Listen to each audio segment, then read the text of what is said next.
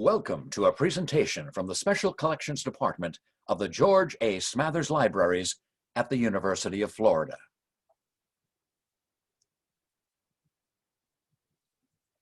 My name is Jim Liversidge, and I'm the curator of the University of Florida Popular Culture Collections. In this presentation, I'll be introducing primary source ephemera from the newly acquired Bob Hope collection. The material is a portion of the collection that has already been processed. In the next year, the processing of this epic archive, compiled by the legendary entertainer Bob Hope, will continue.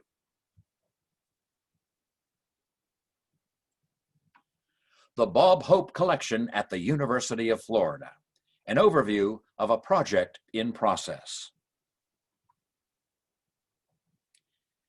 In my position as popular culture curator, I'm responsible for the processing, preservation, and presentation of acquired rare and unique holdings, including the massive Bob Hope collection.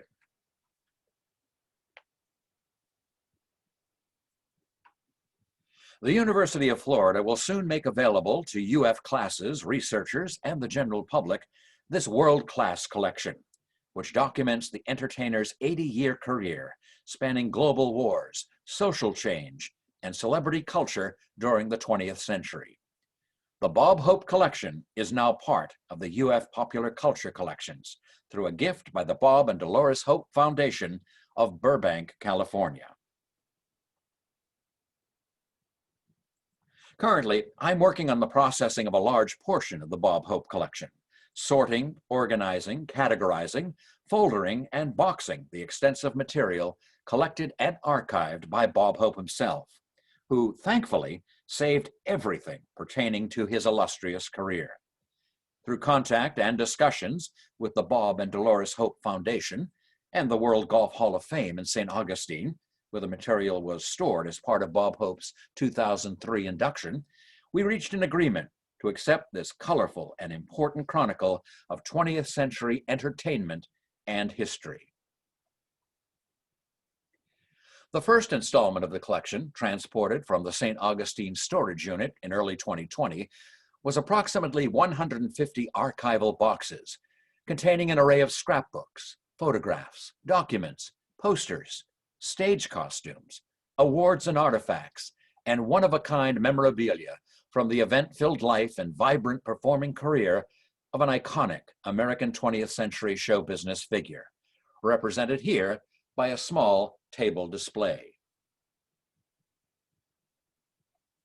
Access to the materials for research, teaching, and exhibitions will generate a better understanding of stage, film, and broadcast media, and the role of entertainment figures as shapers of culture in larger society. The collection will make it possible for the Smathers Libraries to support courses, scholarship, and programs related to popular culture, performing arts, 20th century U.S. and global history, military service and support, and philanthropic activities. The collection will be available for research in early 2022, and a major public exhibition will be mounted in the spring of that year. Throughout his career, Bob Hope left an indelible mark on the entertainment industry, beginning with his work in vaudeville, represented here by a theatrical promotional photograph from the 1920s. Bob Hope perfected his stagecraft after many years on the vaudeville stage, eventually reaching the vaudeville pinnacle, the Palace in New York City in 1931. His next stop was the legitimate Broadway stage of the 1930s, appearing in the revival of the Ziegfeld Follies, Ballyhoo of 1932, and Roberta, the Jerome Kern musical that established Bob Hope as a major entertainment figure.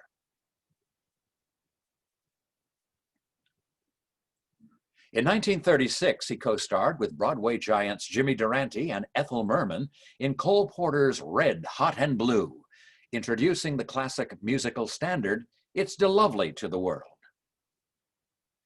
Bob Hope's performing style and persona grew in popularity through his work on radio, beginning in 1938 with The Pepsodent Show on NBC, one of the most listened to variety programs in America. His success on radio allowed Hope to enter television as an A-list superstar in 1950. Bob Hope was a fixture on television until his last special in 1996. In motion pictures, Bob Hope starred in over 70 short and feature films over a 34-year period. Said Richard Schickel, film historian and critic for Time magazine, "First of all, it was the astonishing rapidity with which he sprayed jokes upon the audience. Then he created an amusing character, basically a cowardly wolf. It was all rapid-fire patter. As a kid growing up, I thought he was terribly funny, as did most of the nation." His career grew from local vaudeville to the global stage, lasting for 8 of the 10 decades that he lived. Born Leslie Towns Hope in England in 1903, he immigrated with his family to the United States at a very young age. Over a long career in his adopted country, he became a leading comedian, the foremost commentator on American life and times, a radio, TV, and film star, humanitarian, and friend to 11 presidents. Included within this wonderful collection are a number of personally signed photographs from those various presidential friends from both political parties. Franklin Delano Roosevelt, Dwight David Eisenhower, Lyndon Baines Johnson, Gerald R. Ford, and Ronald Reagan. Bob Hope knew and performed for all the great leaders of the world, and I'm sure more of these signed gems will emerge as I work through the hundreds of archival boxes over the next year. In support of the United Service Organization, the USO, Bob Hope entertained active duty personnel in war zones for half a century, from 1941 to 1991. World War II, Korea, Vietnam, Operation Desert Shield. In wartime and peacetime, the Bob Hope Christmas tours were welcome, and in later years, sometimes controversial diversions. Bob Hope was awarded the Congressional Gold Medal in 1963 and the Presidential Medal of Freedom in 1969. His rapid-fire delivery crammed jokes into every performance with an underlying witty skepticism and just enough brashness to set him apart from performers with gentler personalities. His showmanship resonated with millions of Americans during World War II and throughout the following decades, in which the United States economy and military power expanded in influence around the world. Hope was among the pioneers of today's politically engaged mass media celebrity culture, bringing formidable talent and exposure to the many, many causes he supported. To many Americans in the 20th century, a simple cartoon of a ski slope nose immediately called to mind Bob Hope. Roger Zoglin, in his critically acclaimed biography of Bob Hope, named him the performer of the century. Bob Hope became a household name through his singing, dancing, and legendary comedic timing, with self-deprecating one-liners and commentary on world events. His top-rated radio and television shows and specials dominated radio and television broadcasting in the 20th century. For over 20 years, Bob Hope was a top 10 fixture on motion picture box office polls. As a solo star, or most memorably, teaming with Bing Crosby in a series of blockbuster road pictures. The duo traveled on the cinema roads to Singapore, Zanzibar, Morocco, Utopia, Rio, Bali, and Hong Kong between 1940 and 1962. Hope appeared in two memorable, dramatic biopic roles. The first as vaudeville and Broadway showman Eddie Foy in The Seven Little Foys in 1955. Here's a promotional lobby card for that film. And here's the world premiere Hollywood Paramount Theater program for The Seven Little Foys, benefiting the John Tracy Clinic and United Cerebral Palsy of LA County on June 23, 1955. In 1957, Bob Hope portrayed Jimmy Walker, New York City's flamboyant and corrupt mayor of the Roaring Twenties, in Bo James, with cameo appearances by Jimmy Durante and Jack Benny portraying themselves. Beginning in 1939, Bob Hope hosted the Academy Awards ceremony. He did this for a record 19 times, setting the standard for future hosts. Here is the official 1953 program from the first televised Oscar broadcast, and of course, that host was Bob Hope. Richard Zoglin, Time Magazine's senior entertainment editor, wrote that the Bob Hope style and presentation helped establish modern American stand-up comedy. He told his writers to read the papers, come up with lines about what's happening in the world, or what's happening in Bob Hope's own life, his golf game, or his friendship with Bing Crosby. This whole idea of having stand-up comedy week after week that actually drew on the outside world was, believe it or not, something new in the 1930s and 1940s. That, of course, is what every stand-up comedian does today, and they owe so much to Bob Hope.